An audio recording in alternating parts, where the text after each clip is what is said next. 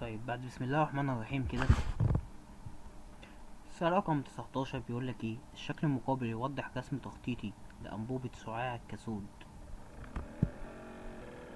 الشكل المقابل يوضح رسم تخطيطي لأنبوبة شعاع الكاثود ما تأثير توصيل مصدر جهد مستمر بين طرفي الجزء واي اللي هنا، تمام، على أشعة الكاثود داخل الأنبوبة.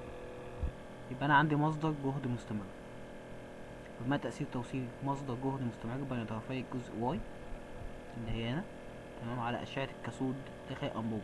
تنحرف أشعة الكاثود في مستوى أفقي، تنحرف أشعة الكاثود في المستوى الرأسي، تزيد طاقة حركة الإلكترونات في الشعاع، تزيد شدة الإشعاع الإلكتروني. لما تحط جهد مستمر يعني منطقة هنا موجب ومنطقة هنا ايه؟ هنا سالب. ايه اللي هيحصل؟ الشعاع ده يبدأ يتحرك، ينجذب لفوق. بص بقى، لما تحط جهد، تمام، مستمر،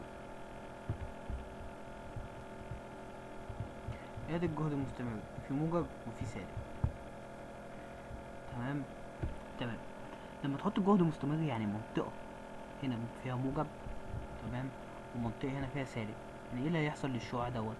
هيبدأ يتحرك، ينجذب لفوق، تمام، وكمان ايه؟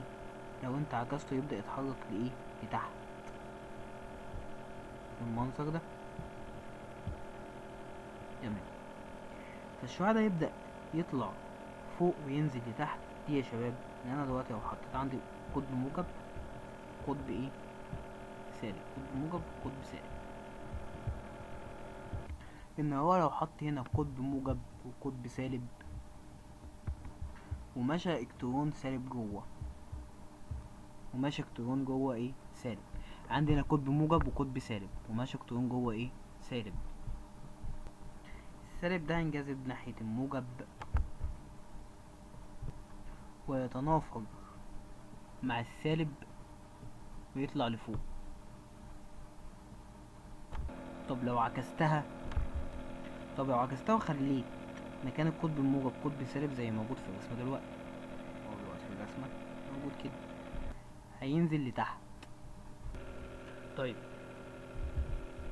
لو عكستها وخلينا مكان القطب الموجب اللي هنا خليناه سالب، تمام، وهنا والسالب خلينا موجب زي ما موجود عندنا في الرسمة دي.